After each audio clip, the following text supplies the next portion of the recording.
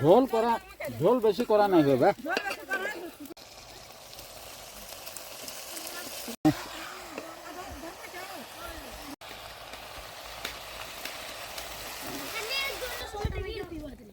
ঘাটি দে টিকে আর কান করব যে ভাত খাইলে তো পানি পিলে থাকবা না